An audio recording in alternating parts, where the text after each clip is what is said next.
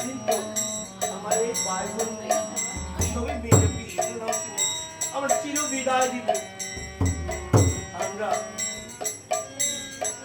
বরাবর কই পিতা এ কৃষ্ণ নাম লয় না